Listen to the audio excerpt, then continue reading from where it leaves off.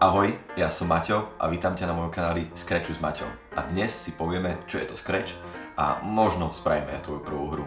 No a ak si rodič, môžete zaujímať toto video. Pozri, toto je malý projekt, ktorý som si vytvoril v Scratchi. Postavička chodí, zbiera ovocie a dokonca aj vydáva zvuky. A to všetko bez písania hociakého kódu. Dnes sa pozrieme na to, čo je to Scratch, ako vyzerá, čo všetko sa v ňom dá robiť a vyskúša si spraviť aj svoj úplne prvý projekt. V Scratchi začneme tvoriť veľmi jednoducho. Stačí, keď pôjdeš na túto stránku, odkaz máš dole v popise videa. Ak náhodou túto stránku nemáš v slovenčine, nezúfaj, stačí zoscrollovať dole, kliknúť na tlačidlo a prepneš si stránku do slovenčiny, prípadne do akéhokoľvek jazyka.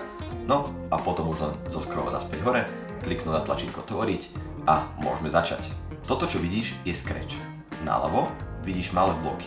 Dalo by sa povedať časti kódu, ber ich ako Lego kocky, ktoré sa spájajú spolu do jednej stavebnice v strede obrazovky. Keď máme stavebnicu spojenú, tak výsledok týchto blokov stavebnice uvidíme vpravo na tej maličkej obrazovke. Teraz tu vidíme mačku. Tejto mačke sa hovorí sprite. Je v podstate ako herec a spĺňa naše požiadavky, to, čo sme jej navrhli v našej stavebnici. A každý herec potrebuje mať nejaké pozadie. Pozadie si vieme zmeniť hneď pod ňou dole, ale teraz sa tomu venovať nebudeme. Keď už poznáme základné rozloženie Scratchu, poďme si vyskúšať spustiť prvú hru. Klikneme na zelenú vlajku a nič sa nestalo. To preto, lebo náš herec nemá žiadne inštrukcie, čo by mal robiť. Poďme ich teda vytvoriť.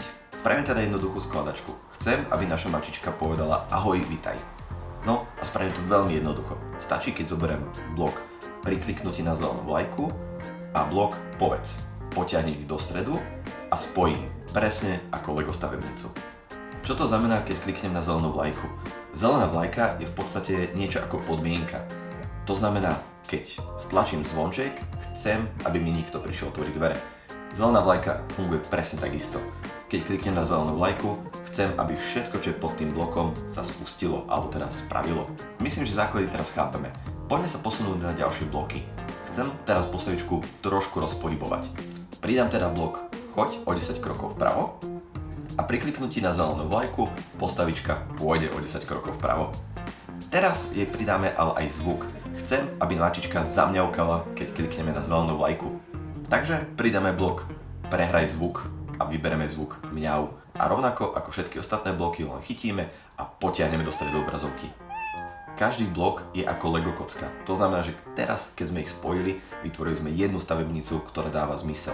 Takže, keď klikneme na zelenú vlajočku, naša mačička alebo náš herec splní všetky požiadavky, ktoré sme jej dali.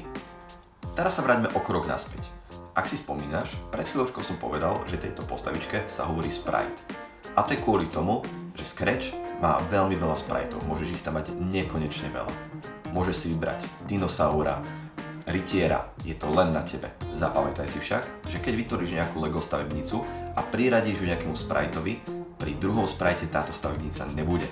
To znamená, že budeš musieť vytvoriť na novo alebo prekopírovať. A teraz je na tebe. Otvor si Scratch, vytvor si postavičku a nech spraví všetko to isté, čo sme spravili v tomto videu. A ak sa chceš zapojiť do tzv. Výzvy týždňa, tak môžeš tento svoj projekt so mnou zdieľať. Ako ho zdieľať? Veľmi jednoducho. Klikneš sem na zdieľanie, pomenuješ ho ako len chceš a dáš podtržník Scratch s Maťom. A ja na konci každého jedného videa vyberiem jedného z vás, ktorého projekt sa mi najviac páčil a zazdieľam ho takto sem na plochu. Dúfam, že sa do tejto výzvy zapojíte, že sa niečo nové naučíte a nezabudnite mi to napísať dole do komentára, nech viem, že ste sa do výzvy zapojili. Ak sa ti toto video páčilo, zanechaj like, odber alebo komentár, prípadne ho zazdieľaj kamošom a každú stredu večer vychádza nové video, takže dúfam, že ťa tam uvidím. Zatiaľ sa majte, tvorte a vidíme sa na budúce. Ahojte.